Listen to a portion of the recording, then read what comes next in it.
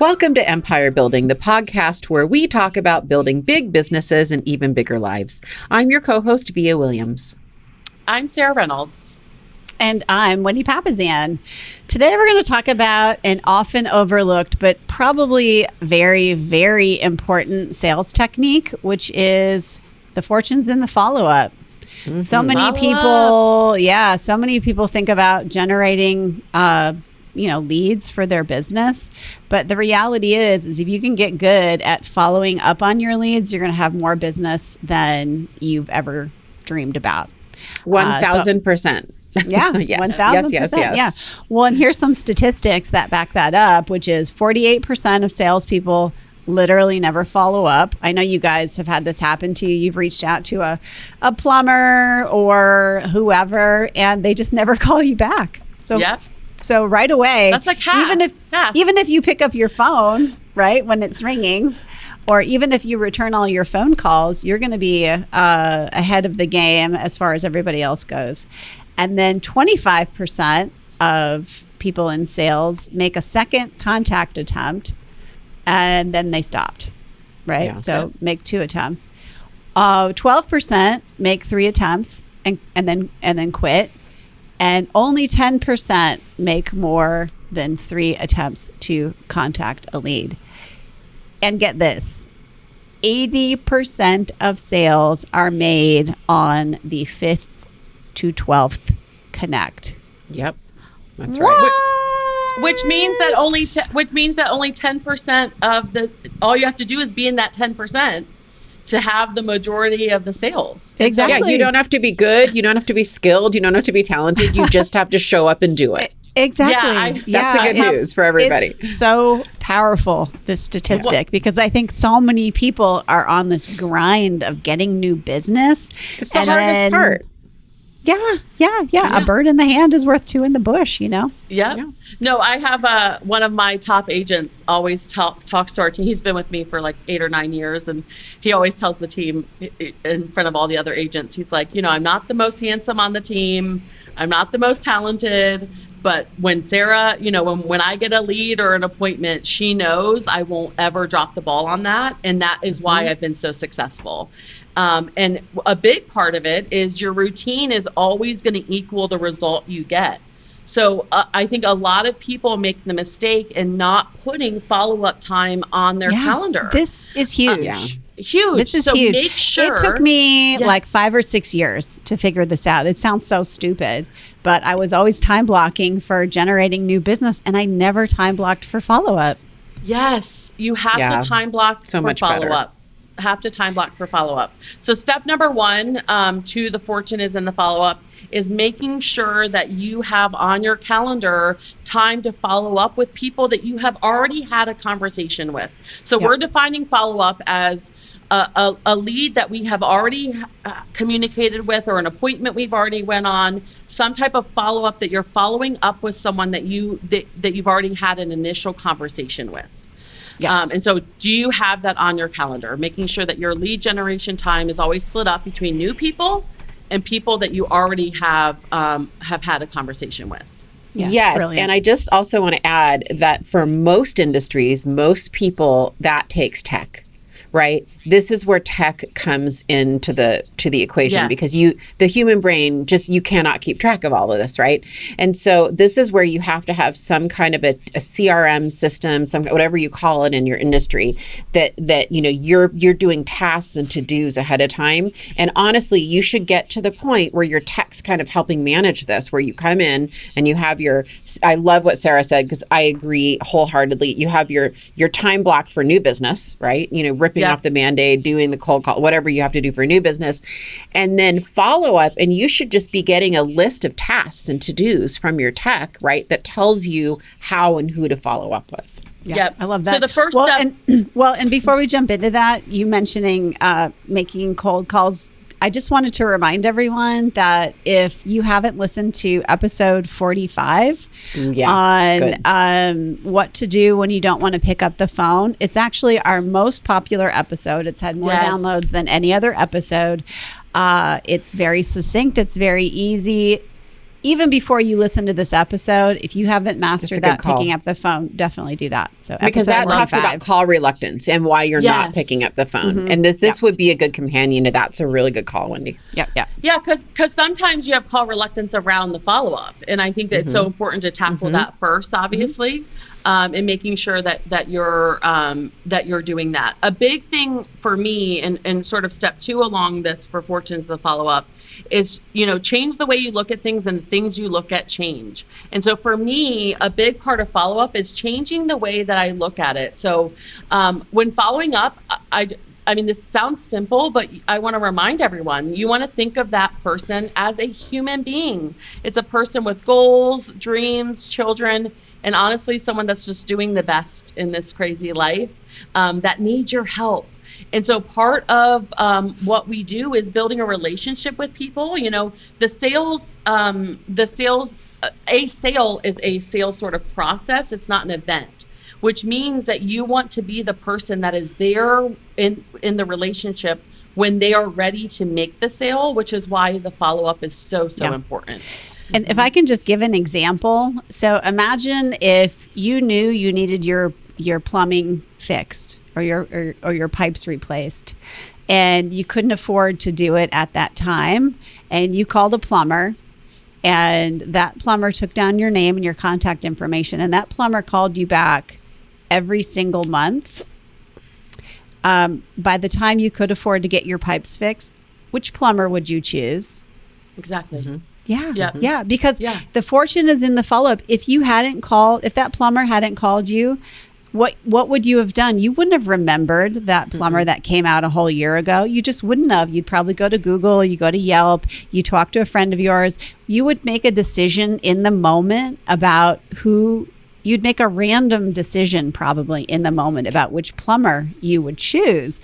And that's why the follow-up is so important. And that's why you don't have to be the best in the business at all. You don't have to be competing with the 90% of people who are trying to be that person in the moment, because you've already locked that in. You've locked that in. Well, and Wendy, I know we're going to get into some ways to, nurture leads, but I just want to kind of stay on that a minute, because if you're the plumber and you're doing really good follow-up, what you're also doing is you're problem solving for you, if you need the pipes. And chances are that a couple months into that, a really good salesperson would start to find financing options for you and would start to solve the problem, the barriers to you, knowing, hey, you have a need, you have a desire. The only objection at this point is the financing part of it. And a good salesperson would be solving that problem, and you probably get your pipes sooner anyway, right? And the only way you know about what problem to solve is by having a relationship with them. That's right. And so to me, I look at follow-up, and what has helped me over many years of doing follow-up is that I just look at it as this is a relationship I'm building. And sometimes they're going to seem irritated. When you're in a relationship with someone, sometimes you call, they're frustrated, they're in the middle of something, they seem irritated in that moment. That doesn't mean that they don't want that relationship, right? That just means sometimes they don't call you back. Exactly. They don't. Yeah, it has nothing to do with you. They're busy. And you're attaching stories. We all do it. We're attaching stories, and the reality is what they're saying in their head is, I'm ready for this thing. I need to call so and so back. Like they don't think of you as bugging them. You're putting that story in your head. Correct. Exactly. Yeah. Exactly. Yeah. So love that. Well, let's talk about the 5 effective ways to nurture leads. 5 effective ways to nurture leads. Yes. Well, the first one is the pipes, right? We have to find out a prospect's motivation. We have to find out what their motivation is, what their timing is, and then we have to follow up relentlessly forever until they die. Yes, that's all. That is what we say as a joke. Yeah. Well, it's really true. Yeah. And I've said so many times, persistence without being annoying is my motto. And I literally will say that to someone. And I'm like, if you want me to stop following up with you, you need to let me know, because otherwise I will follow up with you forever. I love that. Which always gets a chuckle. So yes, which is always one of the best things you can do is tell a joke. 100%. Well, one of the best things you can do in down. general is not to take yourself too seriously. Yeah. So true. Yeah. So the big thing is finding out their motivation, finding out their time frame. I always recommend you cut the time in half. Or a third even, Sarah. Sometimes a third. Yeah.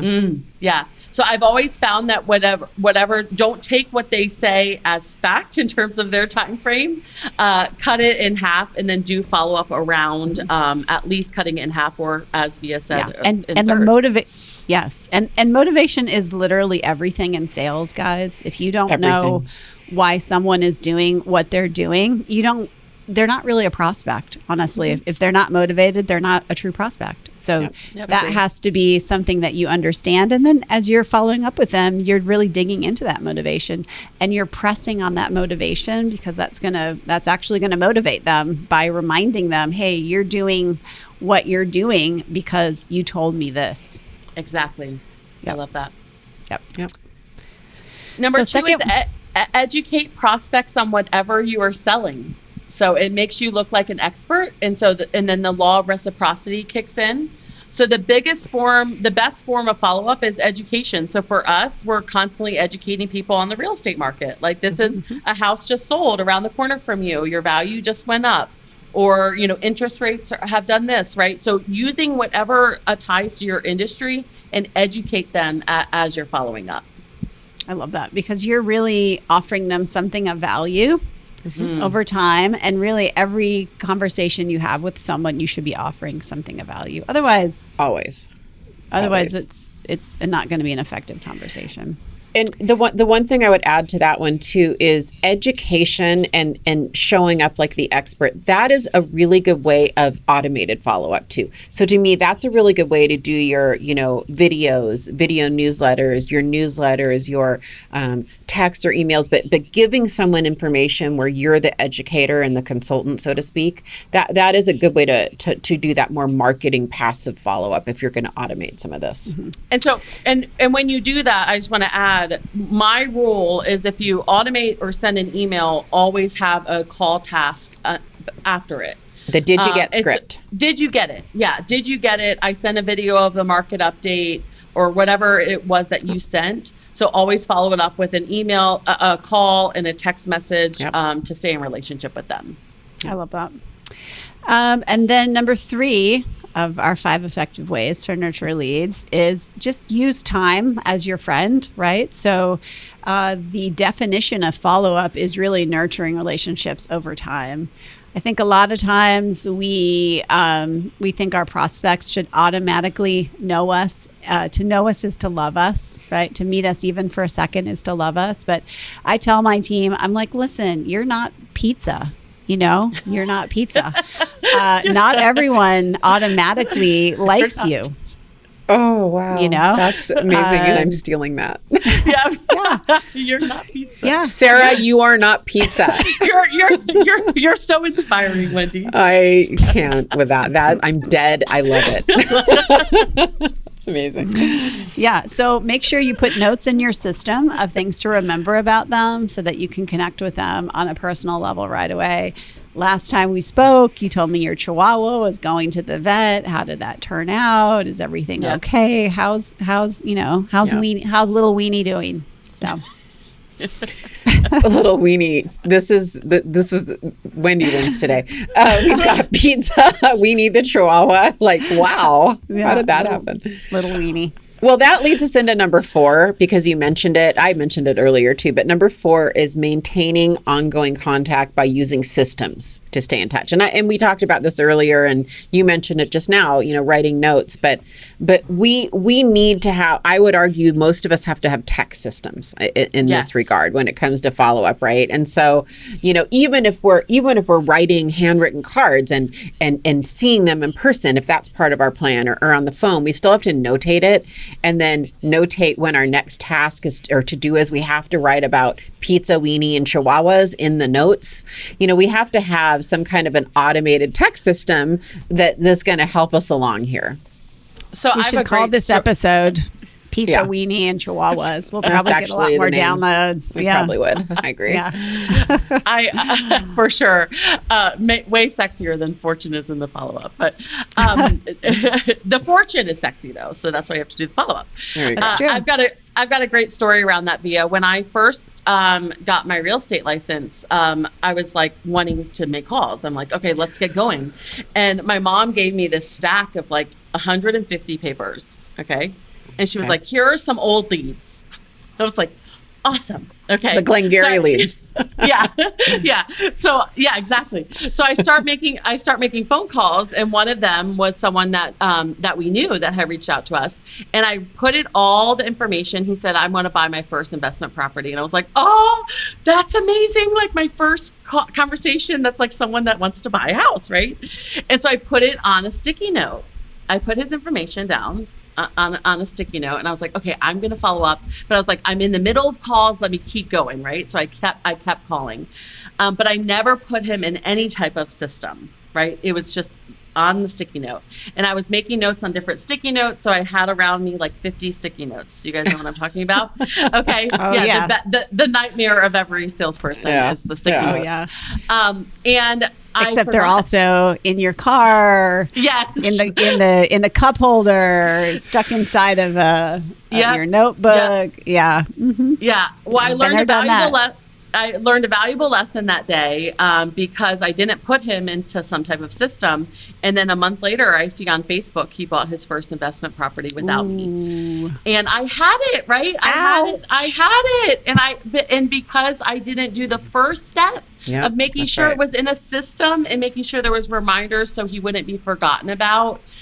You think you're going to remember it, especially if you don't have a lot going on, but you won't remember. So putting it in a system is so important. Well, so and powerful. I would say, when you're first starting out, you have just usually a small amount of leads, and you are so familiar with those leads. You know them, you love them, you're visiting them day after day after day. And as your business grows, you should start with the end in mind, which is starting with a database, right? Using some kind of digital system so that as your business grows, because of course you don't need a digital system when you start, because you start with one lead. You really don't. A sticky note is totally fine. Yeah. But if you can begin with the end in mind and create your system and start in that system, trust me, you will be so thankful that you did that. And the other thing that I would note, and the aha I'm having here, is you need to budget time for new business, lead generation, lead follow-up, and then follow-up from your lead generation and follow-up, which is at the end of your time, right? You can't make calls all the way to the end. You need to allocate time to enter information into your database, to do what you said you were going to do. You said you would send someone an analysis on what their home was worth, or you're going to send them your first time home buyer's guide, and all of that counts as your lead time. Guys, it all counts as your lead time. I'm horrible at that, by the way. That's where I fall down. Oh, horrible. Who isn't? I'm terrible doing at the it. thing. Like, I'll make the call, and then it's doing this. Like right now, I'm behind on his CMA. I'm like, ugh. Yep. One of my most key relationships came because sending a handwritten note, and then my first home book that Gary and Jay wrote, and it to a first time home buyer. And she ended up being a big part of my world from sending that, but having that time blocked of the follow-up. So it's not just phone calls, text, email, handwritten cards, all the follow-up. If you have a deep conversation with someone, adding a handwritten card to that will just solidify it even more. The more you can make it sticky, so when they see your business card on their desk at home and they talk to you on the phone, they get you in your email, that's considered omnipresence of who you are. And so do all the things. And the only way, if you're a salesperson, the only way that will happen is literally if you have handwritten notes next to you on your desk that are pre-stamped with your return address on them. Yes. It won't happen if you don't, like... Yeah, so true. It just won't happen. So true. You have to have, and by the way, you have to have a really good ops staff to probably to do that for you. Like we're not capable. We're just... We're not capable. Yeah, it's true. Okay, so number five, which I mean we've been talking about, but coming from contribution, so providing long-term value and making sure that you're always coming from a place of contribution. That's why putting those notes in are so important of certain things. So if they do love Chihuahuas, when you see an article about Chihuahuas, like sending them that, letting them know you're thinking about them, but coming from a place of contribution, and always, how can I provide more value in this person's life today? What can I do? It's not about bugging them. It's about providing more value in their life today. And that should be really everything that you do. All your content that you're putting out, it should be on your website, your emails that you're sending out, even your social media. If you guys can spend the majority of your life in giving mode, you will look up one day and you will get a return on that like you can't even believe. You can't even believe. And all really is. All three of us are proof of that. All three of us are proof of that. Yeah. We give it all away. And it takes a while if you're not used to it, it takes a while. You're like, I remember I was asked to give my listing presentation. Now, for those of you not in real estate, that is that is the sauce of a successful agent. When you go in and you get a seller to sign a contract with you to sell their home, right? They're giving you, in a lot of instances, their biggest asset. Right? So it's a complex sale. It's a big sale. It's a big ticket sale. And I was asked to present that to, 2 packed houses it was me, Ben Kinney, Bruce Hardy, and Craig Rieger at the time. And it was like a room of 500 people 2 days in a row. So about 1,000 people local in my market. Local. And I remember calling Ben and I go, I don't know. Like I'm embarrassed to admit I feel a little sense of scarcity here, buddy. Talk me off the ledge. And he did. He said, you will get more in return from sharing everything you know, sharing your innermost tips and tricks. You will get more in return than you ever have. And he said, what's the worst thing that can happen? That all your competitors are using your listing presentation? Because A, you're going to do it better. B, you just set the bar. You can beat your own thing. Like there's nothing bad ultimately that can happen if everyone, only good happened. And he was right. It enabled me to kind of launch, like I was able to grow my team from that. I attracted a whole bunch of talent. I compete against people. We're talking the same language. It's actually been the biggest blessing for me. I love that. So a few things I want to throw out there because for me, when leading a powerful sales team, a lot of times everyone's like, I don't know exactly what to say. So 3 things that I share with my team constantly of what to do, what to say when you don't know what to say is letting someone know you're thinking about them and just checking in on how things are going. Like is so simple, but just, hey, I'm thinking about you. I just wanted to check in, right? Can I add one thing to that one, Sarah, Yes. to number 1? Yes. What I will add to that, because I do that a lot too, is I'll say, hey, drove by your fill in the blank house, business, da-da-da-da-da, saw you on the road thinking about Chihuahua. you, wanted to check in. Yes. Saw your Chihuahua wandering Yeah. the streets. Yeah. Little weenie was out by himself. Little weenie. That's the number 2 thing, Via. Number 2 thing was I saw this or read this article and I thought about you. Well, right? that is And so different, but that's it is different. Yeah. It's Because different. an article you're sending something different. Yes. It's Yeah. So And can I say something about that?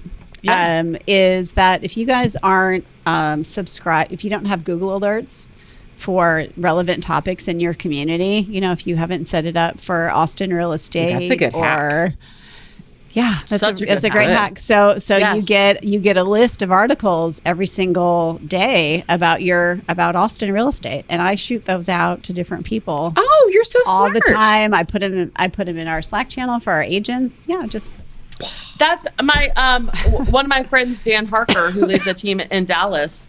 He helped someone build their profit share tree through Keller Williams on that. So connecting people and then setting Google alerts for that person. Yeah. And then sending them things to remind them of them. That's a great idea. Amazing. Yeah, It's awesome. yeah. So I love that. Yep. So and then just wanting to update them on the market or whatever is going on in your business. So just there's always things to update people on around that. So those are the 3 things if you don't know what to say that you can say to sort of lead the conversation. But the fortune is for sure in the follow-up. So For sure. Well, and just to tie that with a bow, the 3 follow-ups there, if you don't know what to say, remember, everybody thinks with them, what's in it for me? So anytime you're going to share anything of value, the more you can kind of give them the benefit of that, the better. And that's just human nature. So I wanted to update you on the market and this is how that's going to help you type of a thing. Yeah. So good. I love that. So good. I love that. Well, guys, today's episode has been really powerful. It's the fortune. Here are some of my takeaways. Is that follow-up is actually everything. It's lead generation is important, but follow-up is 90% of your business is going to be over time in the follow-up. And that's honestly how you build a big business over time.